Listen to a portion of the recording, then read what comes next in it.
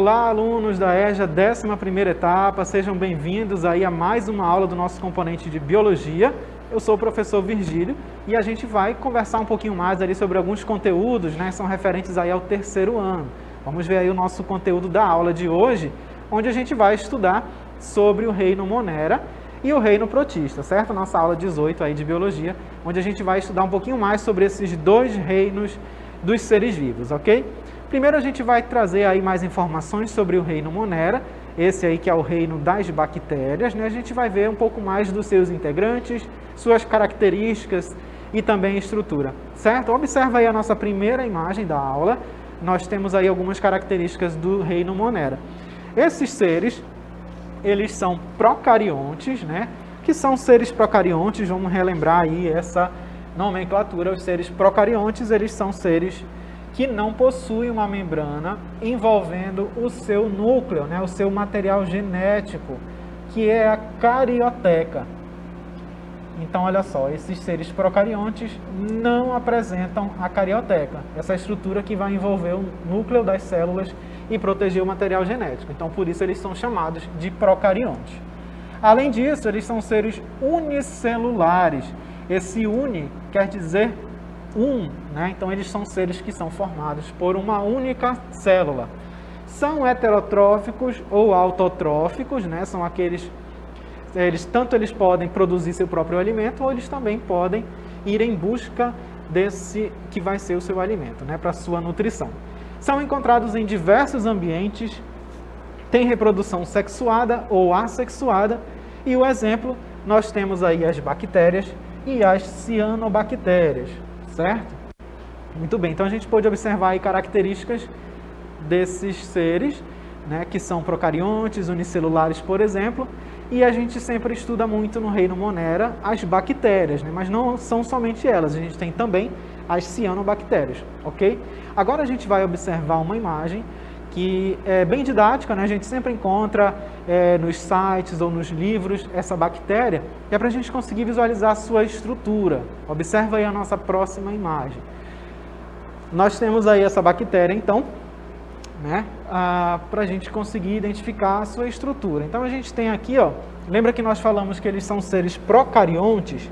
Então, aqui no meio, que a gente vai marcar de vermelho, ó, vocês estão vendo, melhor colocar um amarelo. Aqui vocês estão vendo o material genético dessa bactéria, certo?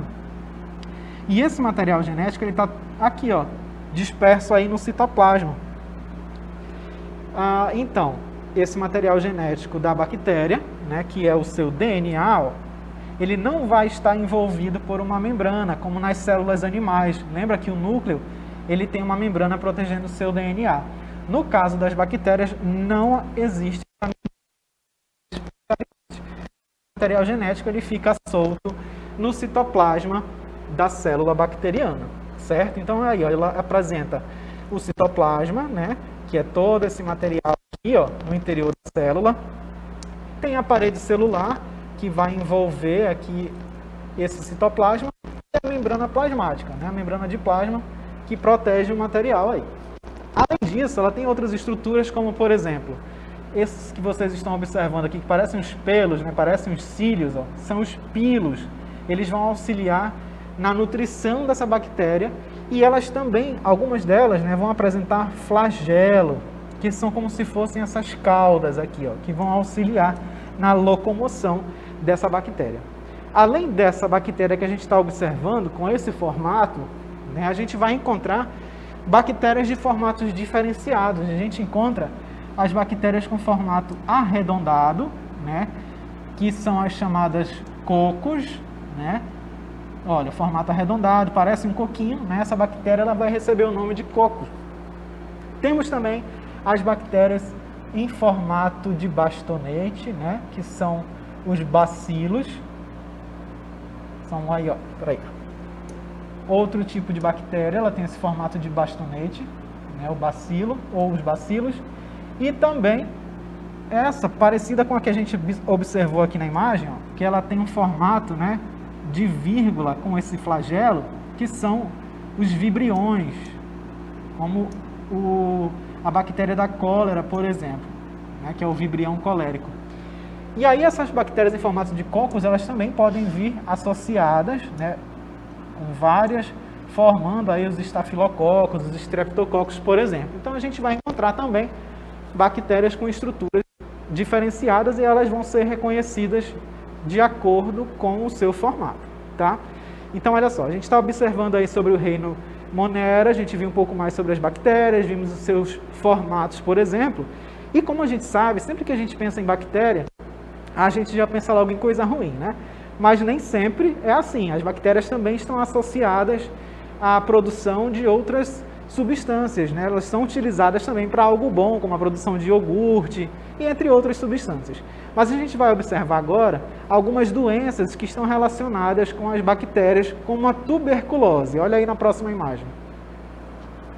O causador da tuberculose vai ser uma bactéria que é a chamada Bacilo de Koch. Então você já sabe que essa bactéria, ela tem um formato aí, ó, de bastonete, né? Porque o nome dela, ó, Bacilo de Koch. Koch provavelmente aí é o cientista que ajudou a descobrir, e o bacilo por causa do seu formato. Então essa bactéria vai causar a tuberculose. O contágio, ele acontece através das gotículas de saliva que vão estar presentes, né, na tosse das pessoas contaminadas. E os sintomas são tosse, né? A pessoa que tem aí a tuberculose, ela tem uma tosse bem característica, né? Uma tosse bem aguda, febre, sudorese, dor no peito e perda de peso. A tuberculose é uma doença que ela tem tratamento, né?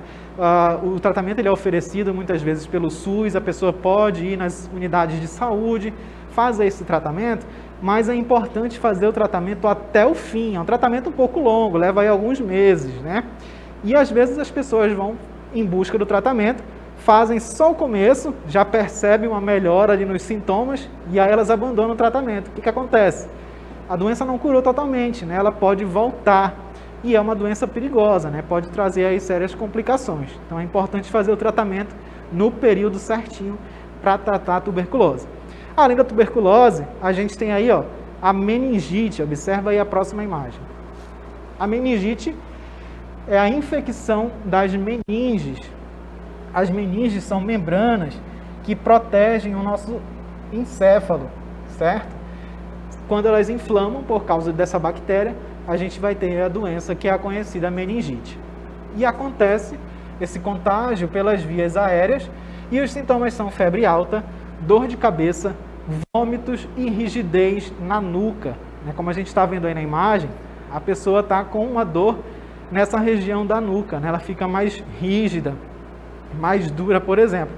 E aí quando a pessoa está com essa rigidez nessa região, né, ela fica aqui mais firme, né, ela não consegue movimentar muito, a pessoa não consegue encostar o queixo aqui no peito, ela não consegue fazer isso, ó.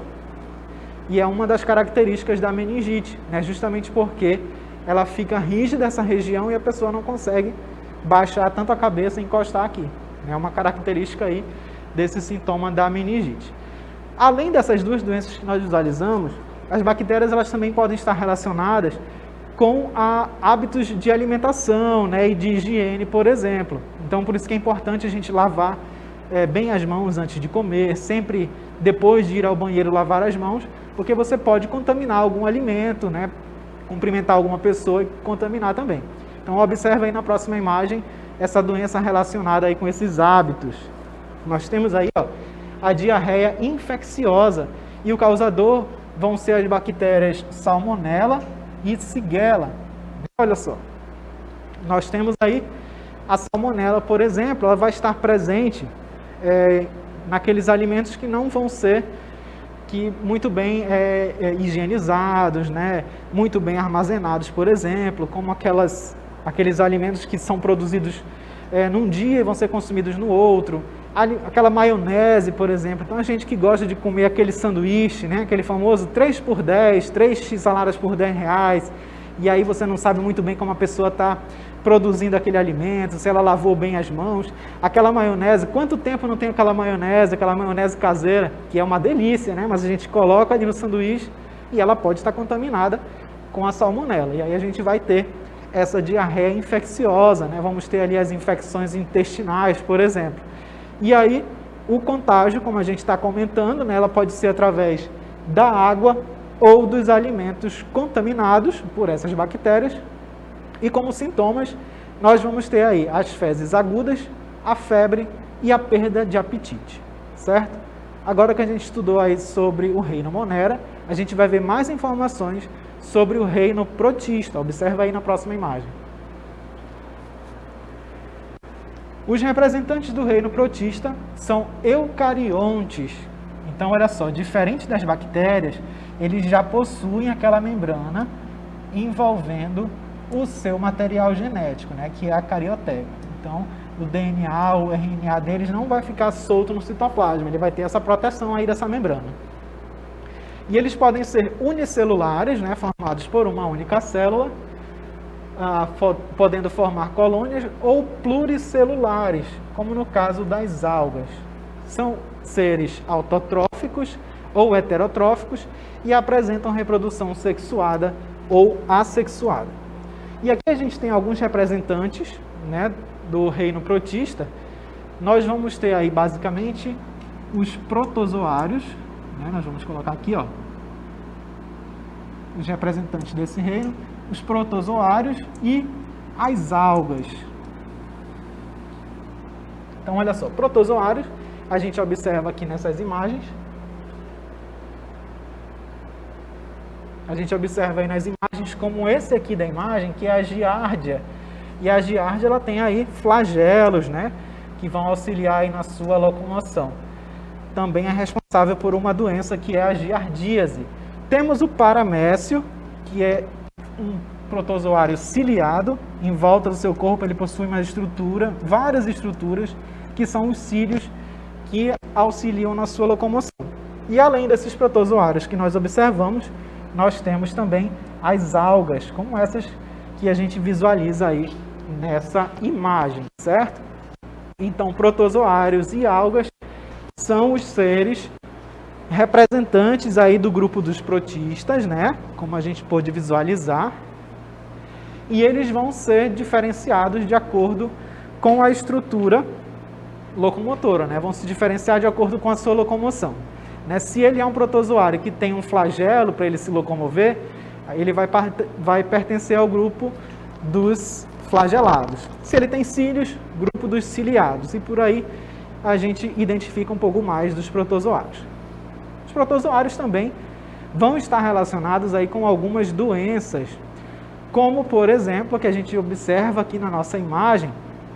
Mas, professor, você está falando de protozoário, se eu trouxe aí um mosquito, né? A gente não está falando sobre a dengue, não. A gente vai falar agora sobre a malária. A malária é uma doença que está relacionada sim com um mosquito, só que se esse mosquito, né, que a gente tem aqui, ó, a fêmea do mosquito Anopheles, né, se ele tiver infectado, se essa fêmea tiver infectada, tiver contaminada, essa fêmea ela se alimenta do sangue.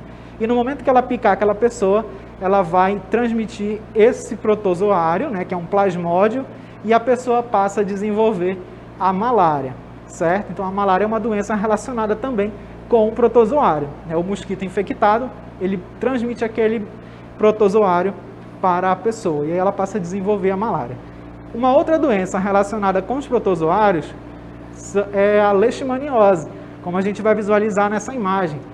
Essa imagem, ela traz ali um sintoma que é bem característico da leishmaniose, que são essas feridas na pele, no caso da leishmaniose cutânea ou tegumentar.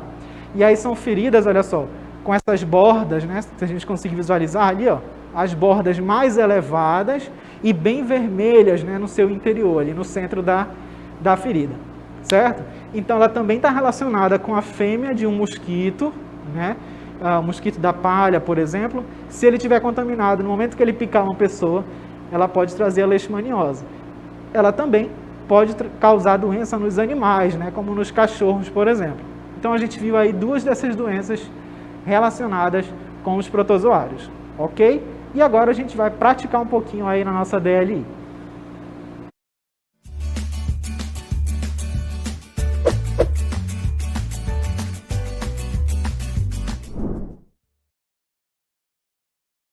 Nossa questão nós temos aí, a bactéria não possui. Aí vocês vão ler, vão ver o que a bactéria não possui, respondendo a nossa primeira questão. Temos também a questão de número 2. Temos também sobre as bactérias, e aí vocês vão ler com calma as nossas questões da DLI. Mandem a resposta lá no chat, que daqui a pouco a gente retorna para interagir, certo? Até mais!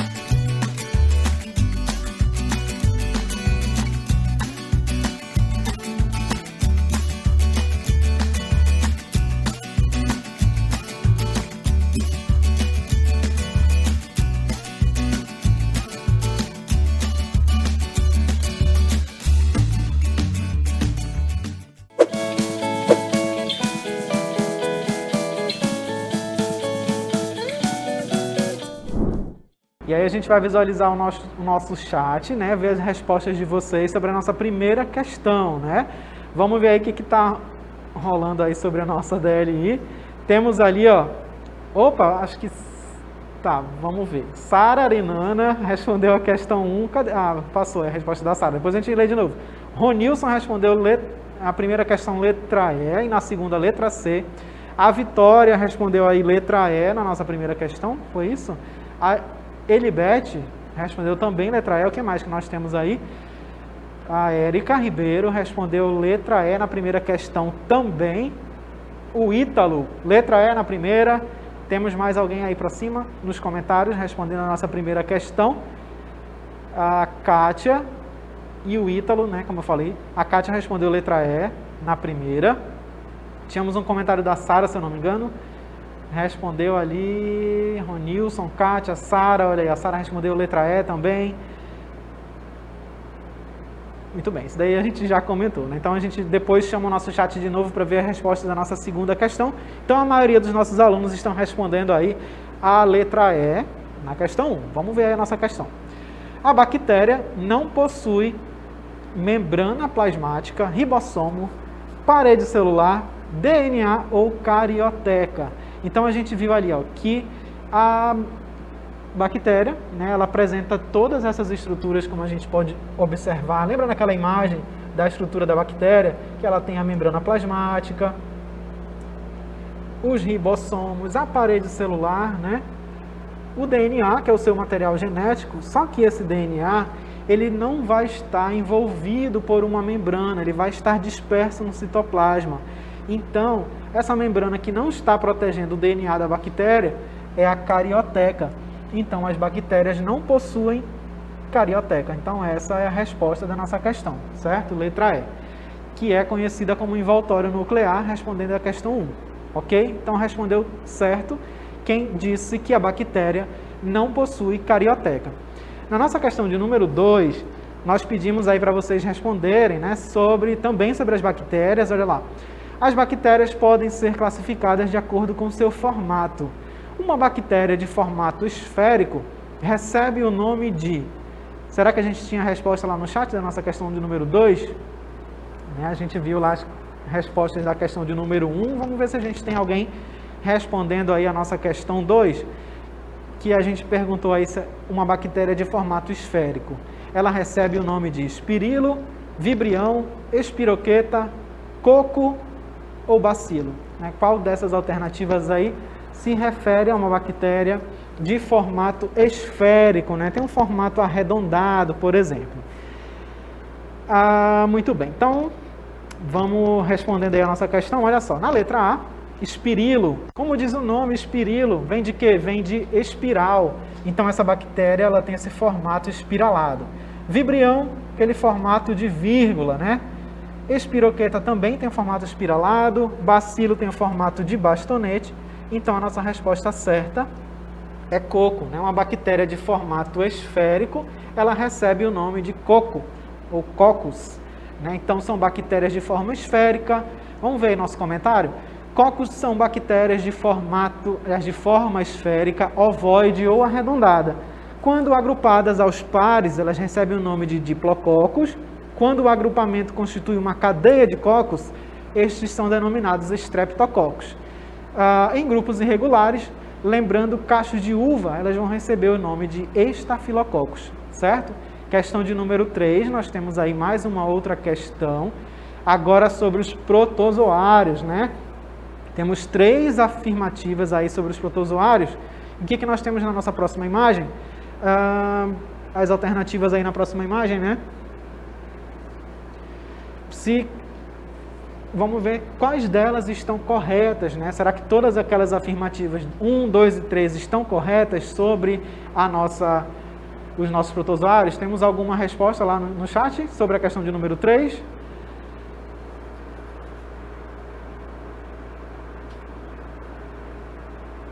Então a gente está visualizando aí, ó, a nossa questão, né? 3 afirmativas e nós temos aí da questão do número 3...